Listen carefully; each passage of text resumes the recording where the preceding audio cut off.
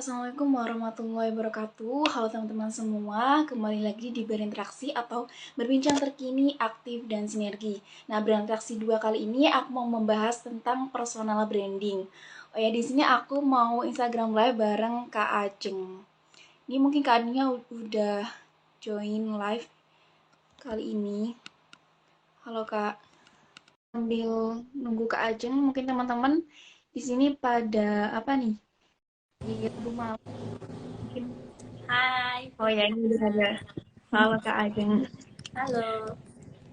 Gimana nih kabarnya Kak? Alhamdulillah baik. Suara aku jelas nggak ya? Aman-aman. Ini lagi Oke. live di mana? Gimana? Dari sekarang udah misalnya lagi di mana Kak? Oh, lagi di kosan aja sih. Oke. Oke, sambil nunggu teman-teman mungkin baru satu, oh dua. Kalau Kak Dimas spelling. Hai. Oke. Mungkin dari Kak Ajeng bisa perkenalan terlebih dahulu sebelum teman-teman yang lagi hadir gini. Oke, halo teman-teman. Aku Ajeng. Aslinya orang Palembang tapi lagi stay di Jogja karena kerja di sini. Kerjanya sebagai video content creator di lista.id dan juga sebagai brand partner Oriflame Indonesia. Itu aja. Oke, aku mau ngejelasin juga mungkin background dari Kak Ajeng. Mungkin dari pas perkuliahan atau sekarang. Nah, sekarang Kak Ajeng lagi menjalankan jadi salah satu konten kreator di lister.co.id. Oh, ya mungkin Kak Ajeng juga aktif nih pas kuliah dari Mawapres juga gitu. Sama ada gitu kegiatan di apa brand ambassador kampus gitu ya Kak Emina. Ya, betul. Oke. Kalau tema kali ini mau membahas tentang personal branding. Nah, kalau menurut Kak Ajeng, personal branding tuh apa sih gitu kira-kira Kak? Oke. Kalau bahas personal branding, kita bahas dari dasar banget ya, teman-teman. Jadi, kalau personal branding itu gimana sih kita menampilkan diri atau pengen dikenal sebagai orang yang kayak gimana, sama dimulai dari teman-teman dekat kita dulu. Jadi, kita harus tahu dulu nih karakter diri kita tuh seperti apa skill yang bisa kita sharing ke teman-teman kita, dan juga gimana sih orang lain menilai kita dengan cara ngomong kita, misalnya vibes kita pengen dilihat sebagai orang yang positif vibes, yang ceria, atau kayak gimana sih sosmed kita kalau dilihat sama orang asing kayak gitu. Itu sih kalau tentang personal branding. Oke, maunya kita mau dianggap seperti apa gitu ya, Kak? Oke, Ya, kalau betul. misalkan kita sebagai, oh ya, kalau misalkan kita sebagai orang biasa nih, kayak buat konten gitu itu kayak dikira pencitraan atau gimana-gimana. Nah, menurut Kak Ajeng, motivasi biar orang tergerak mungkin istilahnya bukan pencitraan ya, tapi mungkin menyebarkan informasi yang lebih positif gitu. Maka menurut Kak Ajeng tuh gimana? Oke, kalau pencitraan itu ini sih kayak lebih gimana sih biar kita dilihat lebih sama orang lain. Misalnya kalau tiap tahun kita ganti HP tuh, kan biar terlihat apa gitu sama orang lain, padahal sebenarnya HP itu nggak kita pakai untuk kerja sebenarnya. Jadi kayak nggak perlu berubah, dan kayak uh, kesannya kayak dilebih-lebihkan gitu. Nah, itu tuh bakalan bikin kita capek sendiri, terus orang lain juga ngelihatnya kayak apaan sih, kok kayak dibuat-buat banget. Itu bakalan kelihatan sama orang lain. Jadi kalau personal branding itu lebih ke naturalnya kita, terus sikap kita sehari-hari antara online dan offline itu harus sama. Jadi jangan sampai di sosial media terlalu ceria, padahal aslinya itu sebenarnya kayak ceria-ceria banget, kan itu jokes lah ya jadinya, dan juga orang bakal kayak itu kayak aneh kayak gitu. Jadi emang personal brand itu dibangun secara pelan-pelan aja, kita nampilin benar-benar diri kita sendiri kayak gitu. Oke, jadi dari poin yang Kak Ajeng bicarakan tadi, kalau personal branding itu lebih ke bagaimana kita seharusnya di realnya kayak gimana, terus nggak yang dibuat-buat gitu ya, Kak? Ya, betul. Oke, nah mungkin kalau misalkan di personal branding di era sekarang ini, kira-kira cara membangun personal branding itu gimana caranya? Sebagai orang biasa yang awam gitu, Kak. Nah, cara yang kita baru mulai banget nih, mulai dari sosmed, kan zaman sekarang itu sosmed udah banyak banget ya. Dan kalau kata orang-orang tuh first impression itu orang pasti ngelihat kita dari penampilan itu kalau kita ketemu secara langsung.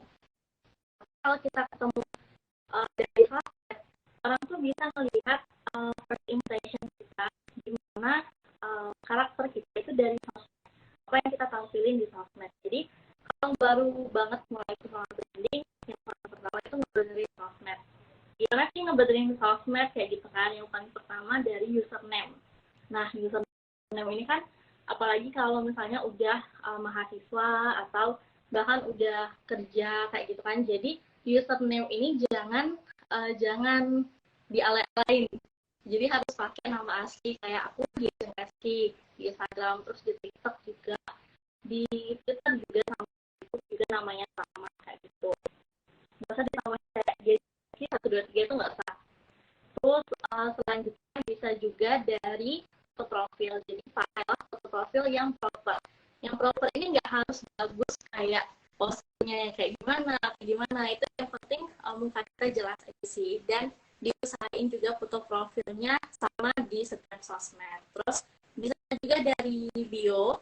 Nah, bio ini penting kenapa? Karena orang pas pertama kali lihat sosial media kita terus baca bio kayak gitu kan, jadi ada keterangan siapa sih misalnya dia Ajeng Reski itu siapa.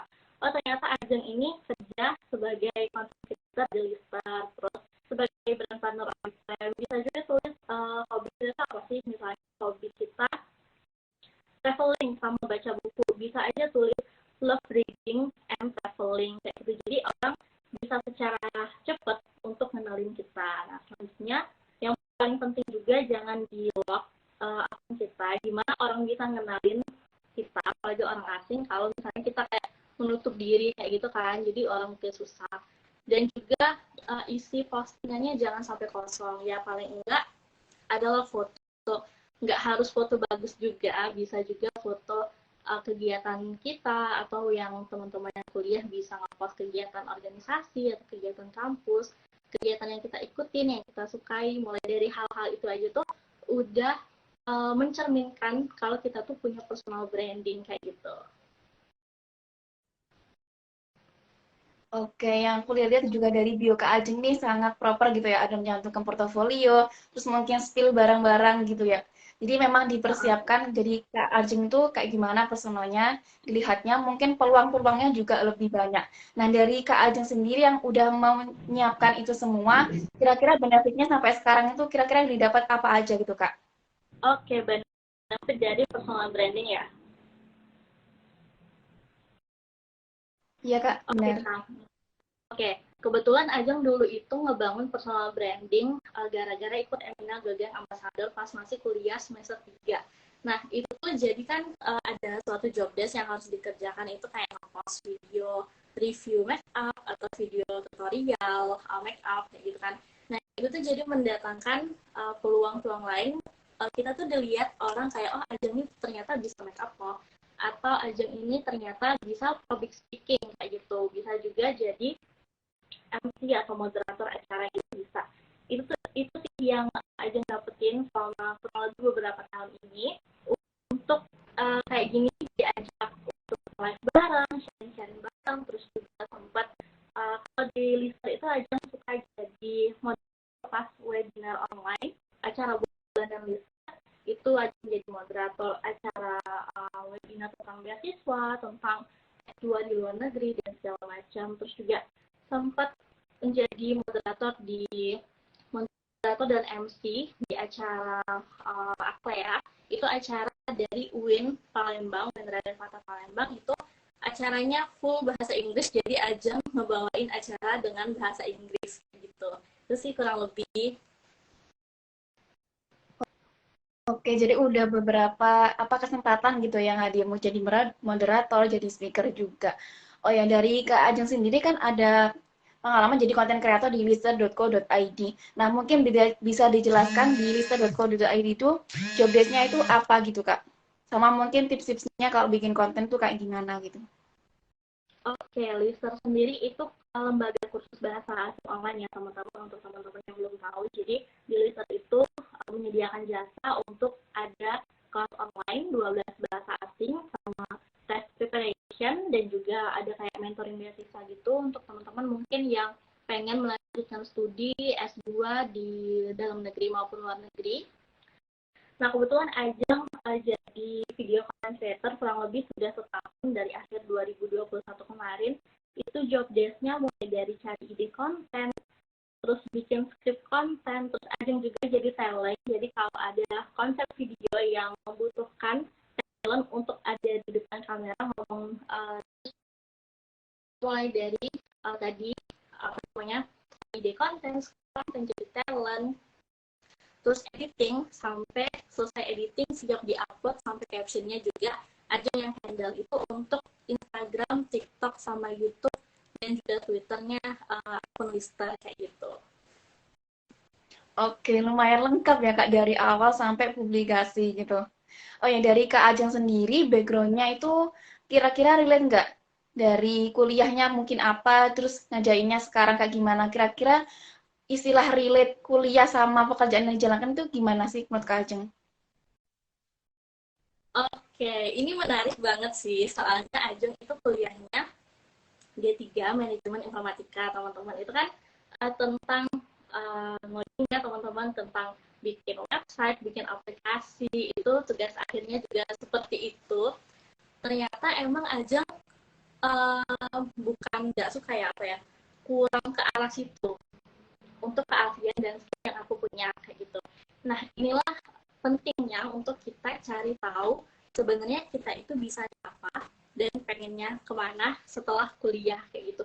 Ini juga Ajeng dapetin nggak secara langsung sih teman-teman. Jadi balik lagi kita pas kuliah itu nggak cuma kuliah pulang aja, tapi diusahain untuk ikut kegiatan baik di dalam kampus maupun kita cari di luar biar kita tahu nih sebenarnya potensi apa sih yang kita punya atau kira-kira kita tertarik di bidang apa kayak gitu. Soalnya kalau nggak dicoba kan kita nggak bakal tahu ya kita pengennya kemana. Nah, kebetulan emang dari semester 3 udah ikutan Emina Gageng Ambassador itu job desk-nya juga balik lagi tadi bikin video-video review, terus juga post di sosmed gitu kan. Itu secara nggak langsung bikin melatih skill aja untuk bisa editing video.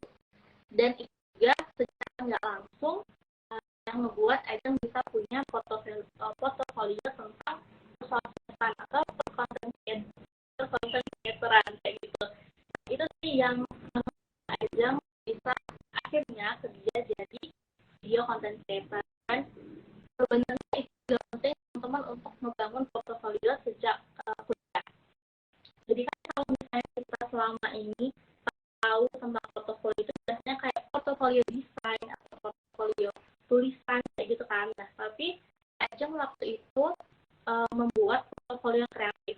Isinya itu bukan teknis kayak ngoding kayak gitu enggak teman-teman. Jadi isinya itu kegiatan apa yang sudah ikutin. Nah, Ajeng cantumin tuh Eminal Golden Ambassador, kasih deskripsi singkat, terus kasih kasih tahu pokoknya kita ngapain di kegiatan itu sama kasih foto dokumentasi.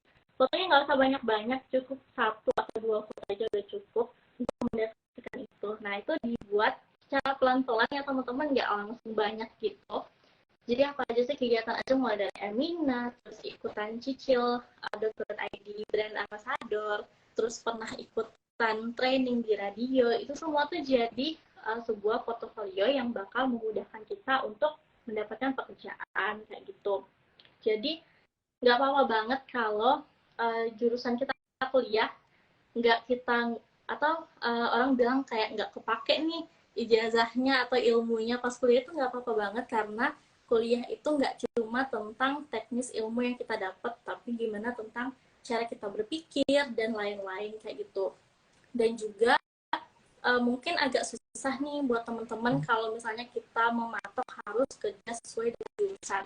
Karena sebenarnya kita harus setelah lulus kuliah kita harus lebih terbuka dengan peluang yang ada kayak gitu. Kalau misalnya kita merasa kita cocok dengan requirement atau persyaratan di lowongan kerja tersebut, ya kita bisa lamar aja gitu kayak gitu. Itu sih kalau dari aku ada. Oke, kalau jadi pengalaman tadi yang diutarakan berarti buka seluas-luasnya kesempatan kalau memang ada ya guys gitu ya Kak. Jadi memang nggak usah harus relate sama jurusan, mungkin kalau misalkan ada ketertarikan mungkin bisa digali lebih dalam gitu. Oh ya, terkait agak tertarik sama yang kampus brand ambassador yang Emina.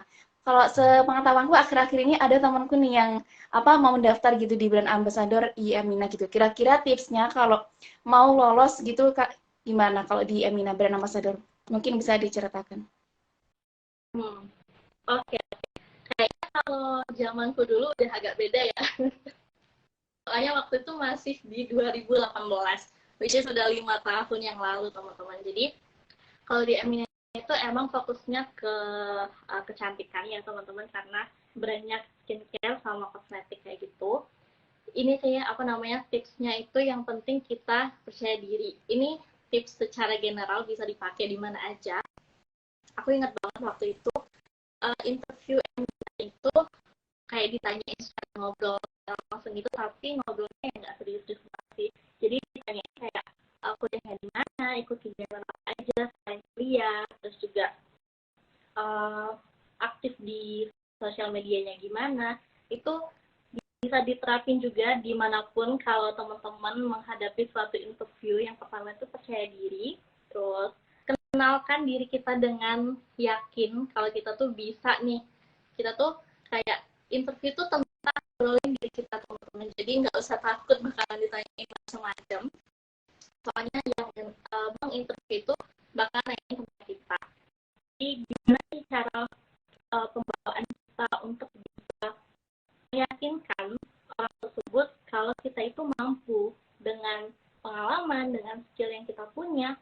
Ayo coba untuk meyakinkan interviewer tersebut kalau kita tuh bisa loh untuk diterima atau masuk ke dalam komunitas itu. Gitu juga kalau kerja, walaupun walaupun kayak belum punya pengalaman yang banyak banget atau masih baru coba-coba, itu sudah bisa kita yakinin gimana caranya biar kita menunjukkan bahwa diri kita itu mau belajar untuk berprogres, biar jadi lebih baik kayak gitu.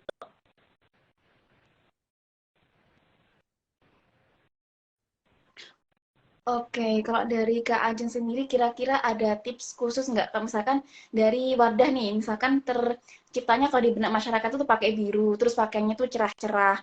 Terus kalau di Emina itu kira-kira mirip-mirip gitu nggak sih Kak? Terus CV-nya itu CV kreatif apa ATS gitu? CV-nya untuk di Emina ya. Iya Kak. Oke, kalau di Emina identiknya pink ya teman-teman. Jadi sebenarnya kalau Emina tuh lebih general juga sih. Kalau untuk semua kalangan itu bisa masuk ke Emina. Apalagi kalau sekarang aku lihat itu apa namanya, range umurnya itu luas banget, mulai dari 16 ya, 15 tahun itu sampai 23 tahun itu bisa. Jadi emang bagus banget kalau buat teman-teman yang pengen tahu lebih lanjut. Kalian membangun personal branding juga, membangun apa namanya, pengalaman kerja juga dari sekolah, mungkin dari yang SMA juga bisa ikut, dari kuliah, terus lanjut sampai tahun-tahun berikutnya di MBA itu bagus banget teman-teman, karena banyak banget hal-hal yang bisa kita pelajarin dari ikut komunitas yang sejenis itu.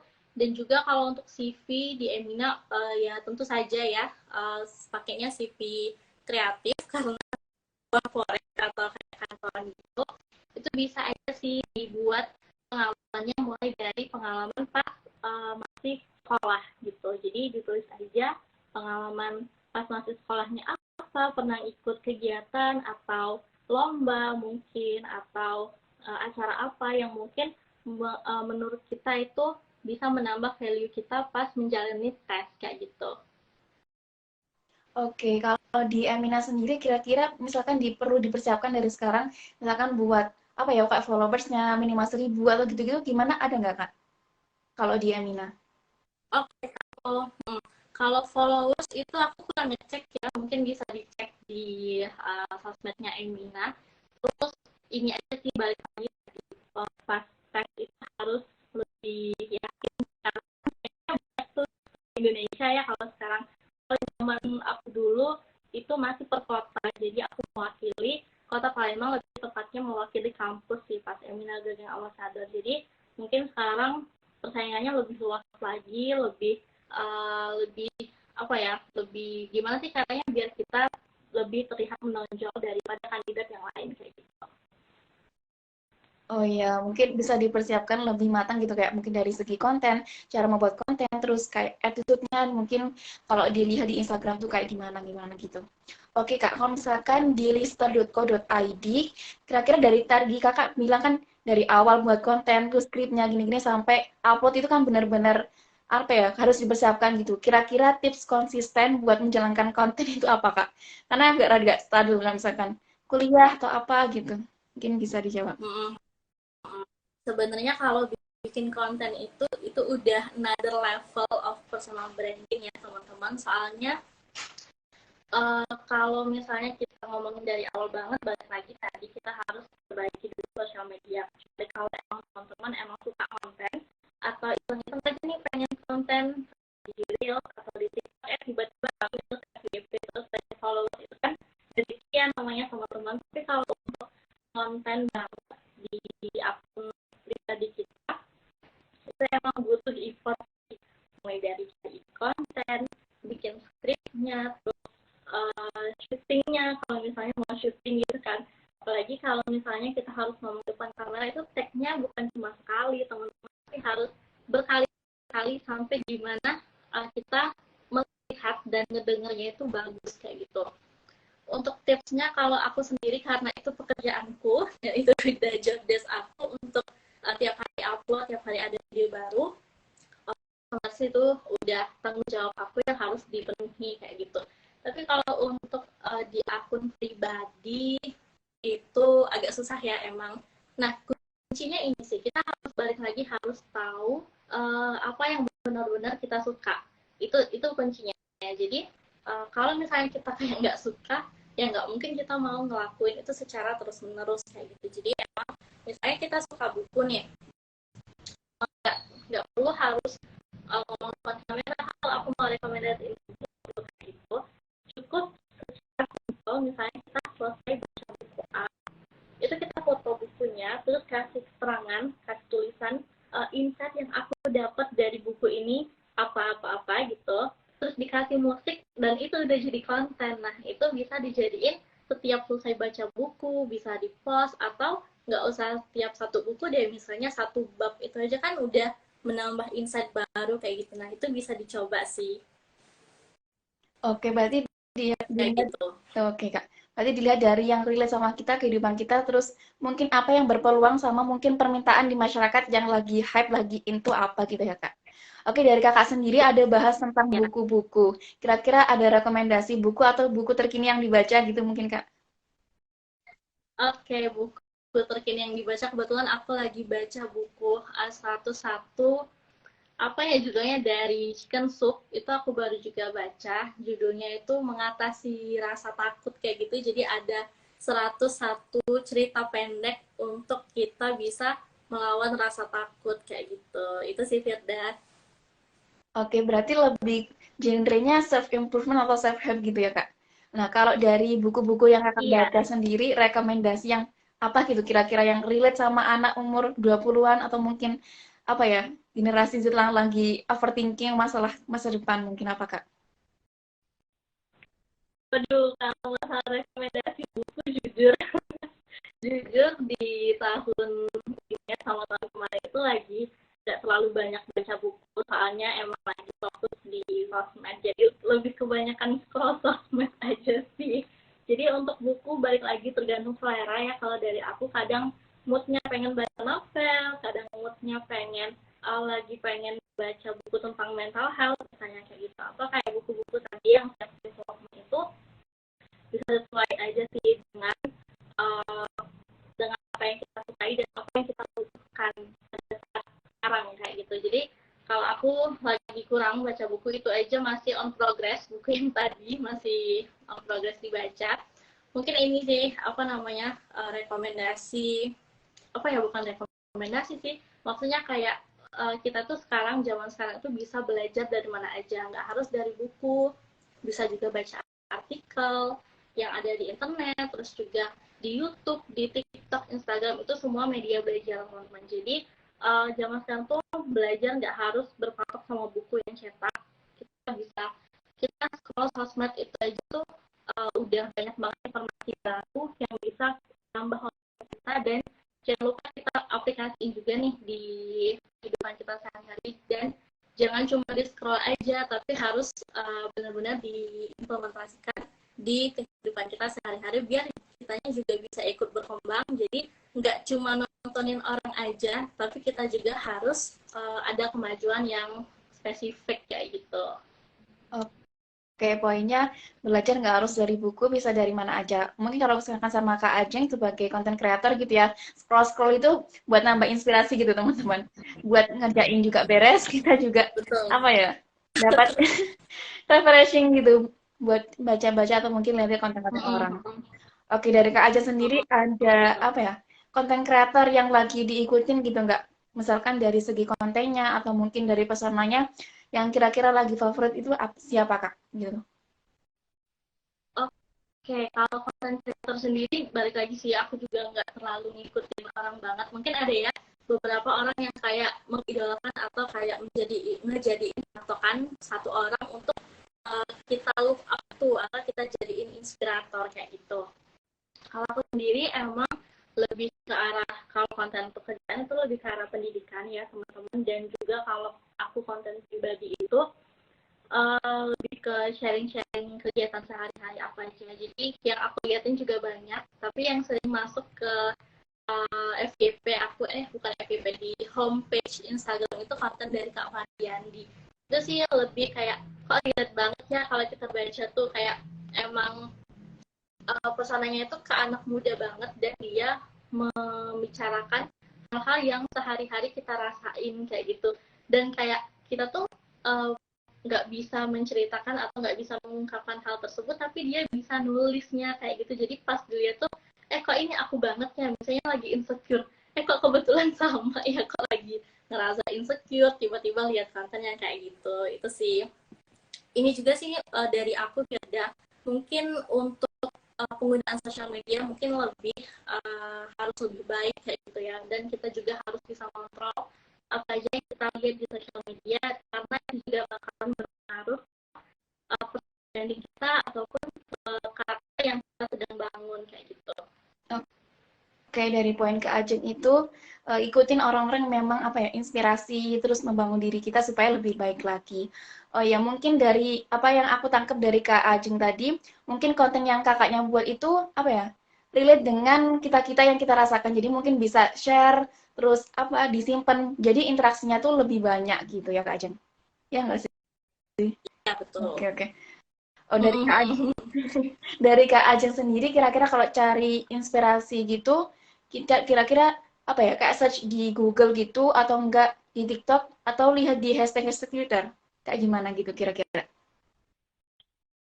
Oke, kalau mencari inspirasi ya benar tadi, bisa nyari di Google.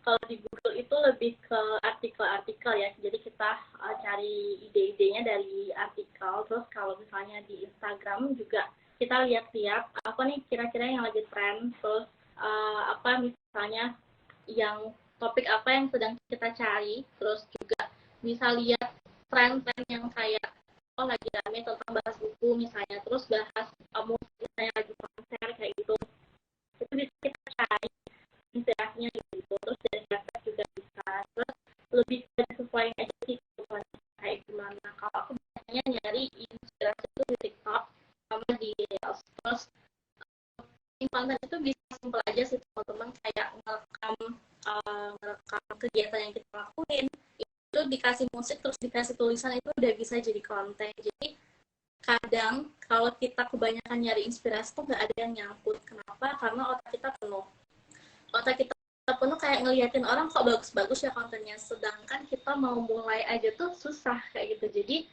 jangan kebanyakan cari inspirasi, tapi kita bisa mulai dari apa yang kita punya kayak gitu. Misalnya ada kepikiran mau ngefoto buku nih, mau dijadiin konten, ya udah foto aja kayak gitu.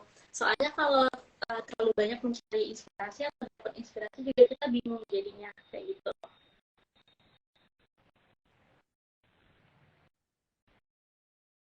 Oke, jadi jangan kebanyakan mikir, mungkin kalau misalnya udah ada inspirasi, langsung gas eksekusi gitu ya Kak. Oke, dari konten kakak yang Iya benar. pernah dibuat, kira-kira yang paling top gitu, kira-kira konten tentang apa, Kak? Yang paling banyak insight-nya gitu. Yang di mana? Di konten Yang dari listener atau dari akun tuh? yang dari kakak sendiri. Oke, kalau dari aku sendiri itu mungkin pernah aku bikin video kayak transisi make up gitu sih. Jadi iseng aja itu lagi nyobain make up. Terus kalau kalau sekarang kan lagi booming ya kayak konten transisi make up kayak gitu pakai musik-musik.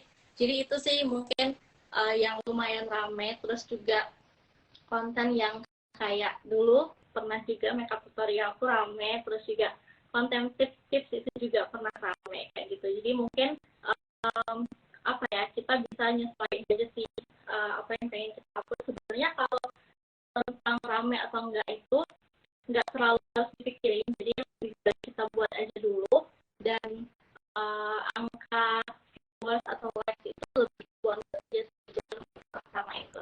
Tapi bagus juga kita bisa ngelihat yang mana nih rame. Oh, kalau yang ini rame berarti selanjutnya kita bisa nih bikin konten yang serupa. Jadi bisa dijadiin inspirasi atau dibuat konten yang sejenis untuk kedepannya gitu. Oke, jadi poin Kak Ajeng tadi mungkin nggak melulu harus target view sekian. Jadi biar nggak apa ya, istilahnya nggak sepaneng mikir harus target. Aku mungkin lebih ke apa ya, itulah kita berprosesnya itu ada gitu, sama improve-nya kita dari mungkin segini kita bisa buat segini-gini gitu ya Kak. Iya benar banget. Oke. Aku mau kepo nih, kalau misalkan dari Kak Ajeng sendiri buat portofolio, terus konten-konten gitu, buatnya di aplikasi apa gitu Kak?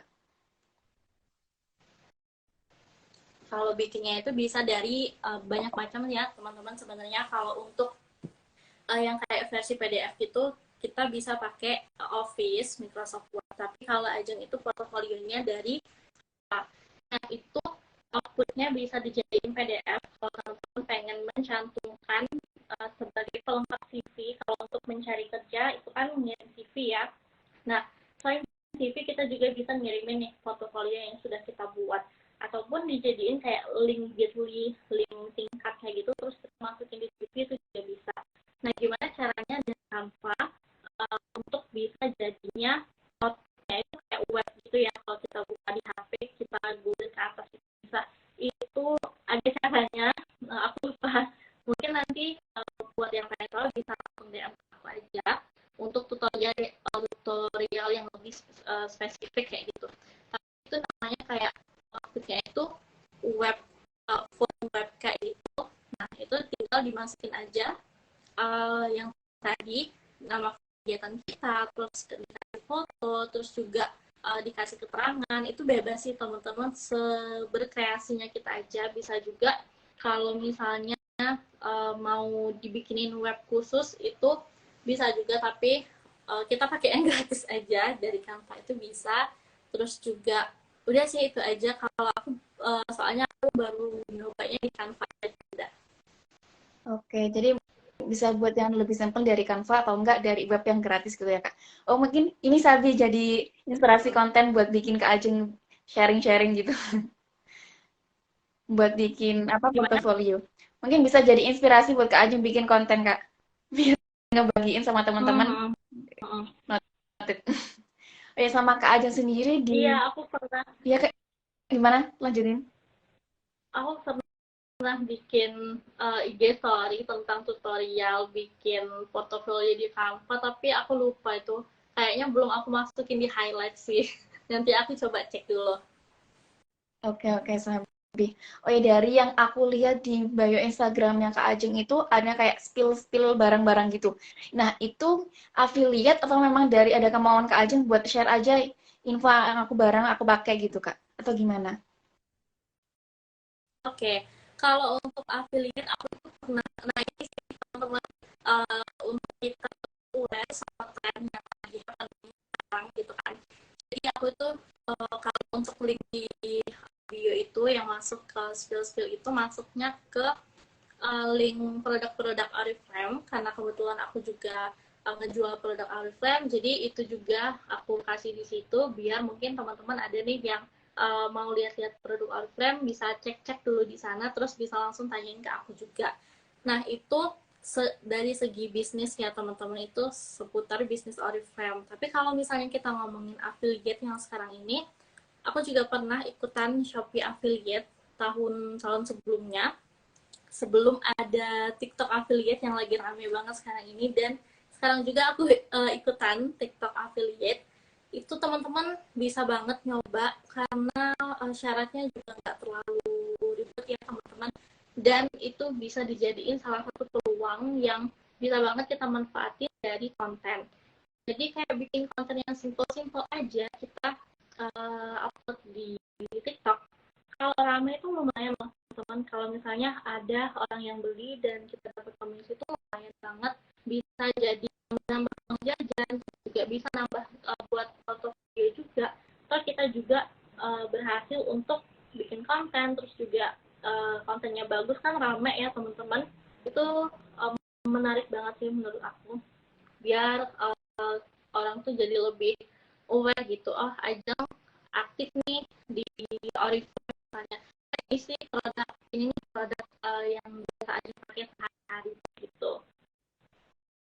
Oke, yang aku tangkap dari Kak Ajeng itu berarti membangun komunitas, membangun kepercayaan dari orang-orang bahwa memang aku mumpuni, ada kepercayaan jujur atau gimana-nya. Nah, terus kita buka dengan mungkin jualan atau mungkin bagi link affiliate dan lain sebagainya. Nah, jadi mungkin kalau jadi konten kreator, mungkin cakupannya bisa luas ya, Kak. Jadi konten kreator terus menghasilkan cuan gitu. Oke, Oke. aku ada tambahan nih Dan Teh. gimana? Oke, nah jadi karena personal branding itu kan topiknya luas ya teman-teman. Kita lagi ngebahas tentang personal branding secara dasar dulu, gimana kita ngebenerin sosmed dulu sebagai step awal. Tapi untuk kedepannya, untuk goals jangka panjangnya, apa namanya, ngebangun personal branding itu bukan cuma tentang kita dikenal oleh teman-teman kita yang di sekitar kayak gitu, tapi gimana caranya kita mengumpulkan orang-orang yang uh, apa namanya, tertarik, orang-orang yang sama dengan kita. Misalnya tadi kita suka buku, terus orang-orang yang ngefollow kita, yang datang ke sosmed kita juga suka buku semua. Kita mau buka bisnis, kita mau jualan yang seputar tentang buku, itu market udah ada dan orang udah percaya sama kita, dan mereka bisa jadi customer kita kayak gitu. Itu sih untuk goals jangka panjangnya. Oke, berarti secara nggak langsung konten kita yang bikin itu menentukan bagaimana orang-orang percayanya sama kita. Misalkan Kak Ajeng nih, apa review barang-barang tentang make up atau mungkin gimana, terus jadi ke wedding dan lain sebagainya gitu ya Kak. Oke. Bener banget. Oke, dari Kak Ajeng sendiri, kira-kira ada pesan nggak buat teman-teman, kalau misalkan jadi konten kreator, tahap awalnya dibenerin dulu niatnya itu apa kira-kira Kak? Oke, yang penting kalau mau jadi content creator ya bahasanya, yang penting kita percaya diri aja sih. Jangan, kita tuh kadang ya balik lagi tadi, kita seringan terpaku dengan informasi di sosmed, ngelihat orang kok teman umuran dia udah jadi influencer sih kayak gitu kan, kontennya udah sampai bagus kayak gitu kan. Jadi kita pengen kasih insecure gitu loh, aku kan baru mulai, gimana sih caranya biar bisa cepet. Nah sebenarnya tuh nggak bisa secepat itu teman-teman. Jadi emang kita harus belajar banget dari awal, dari editing. Balik lagi tadi kita mau ngangkat konten apa yang kita sukain, terus juga ngelawan rasa insecure itu, terus kayak ngebangun dari awal akun yang mau kita bangun, kayak ngomongin tentang buku tadi misalnya gimana. Terus seiring berjalannya waktu itu bakalan ngebuat kita belajar.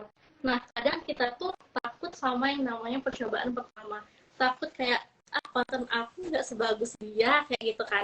Padahal emang kita perlu, ya udah kalau udah bikin tinggal upload aja, nggak masalah itu mau bagus mau enggak, karena seiring berjalannya waktu kita bakal tahu, oh ternyata yang bagus tuh konten yang kayak gimana sih. Emang kalau kita lihat ke belakang itu kayak kok kontenku jelek banget ya kayak gini gitu loh. Jadi emang upload aja dulu sih, nggak peduli ada yang nonton apa enggak, nggak peduli orang yang suka apa enggak, yang penting kita suka dan kita udah berkreasi, itu adalah karya kita harus bangga dengan hal tersebut, dan ya udah upload aja kayak gitu. Nah kalau aku tips yang dari dulu sampai sekarang aplikasi aku pakai itu kalau nge-upload konten setelah di-upload aku submitnya atau notifikasinya nggak aku buka sama sekali. Pas udah ready atau siap untuk melihat reaksi teman-teman, mungkin ada yang nge-like, ada yang komen, baru buka. Ternyata orang-orang suka ya sama konten aku kayak gitu sih. Oke, dari rangkuman yang Kajeng mungkin yang pertama pede dulu, terus belajar dari awal kira-kira editingnya, terus cara nyusun katanya kayak gimana, terus bodo amat mungkin ya dengan apa yang orang-orang persepsiin. Jadi share aja, bagi aja gitu. Dari poin ke Ajeng tadi mungkin pede aja, gas upload aja. Ini mungkin percobaan kedua ya. Jadi mungkin agak kaku atau ngomong yang ribet atau gimana-gimana. Mungkin bisa dimaklumi ya teman-teman. Saya lagi belajar juga gitu. Oke. Dari Kak Ajeng sendiri mungkin bagi misalkan mau menghubungi Kak Ajeng di Instagramnya di Diajeng Rizky ya Kak. Terus TikToknya apa Kak? TikToknya juga Diajeng Reski. Sama. Oke. Kalau gitu mungkin ada buat apa belum? Apa? Kalau di YouTube Gimana? bikin. Oh, di YouTube belum sih, belum. Belum kepikiran soalnya. Oke, kalau website mungkin Kak Blogspot, WordPress gitu-gitu ada. Nggak ada sih, nggak ada. Jadi aktifnya cuma di Instagram sama TikTok aja untuk sekarang. Oke, mungkin ada apa ya, quotes of the day dari pembahasan kita kali ini buat orang-orang gitu apa kira-kira? Oke, quotes of the day, balik lagi, semua hal itu nggak ada yang instan teman-teman. Jadi kalau misalnya mau mulai suatu hal, jangan nunggu siap, tapi mulai dari sekarang, karena kita harus berprogres. Jadi kita lihat orang juga yang udah berhasil juga pasti mereka semua dari nol. Jadi jangan takut untuk berprogres dan harus konsisten walaupun progresnya sedikit setiap harinya, tapi itu sudah dinamakan progres juga. Itu aja sih mungkin. Jangan takut untuk mulai dan harus konsisten.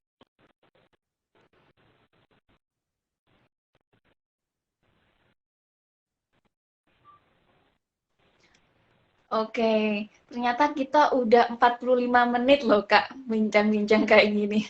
Kayak ngobrol ngalor ngidul. Mungkin bisa di apa ya, petik dari apa yang dibicarakan Kak aja, mungkin diimplementasikan juga. Kalau dari tips-tips konten dan lain sebagainya gitu aja.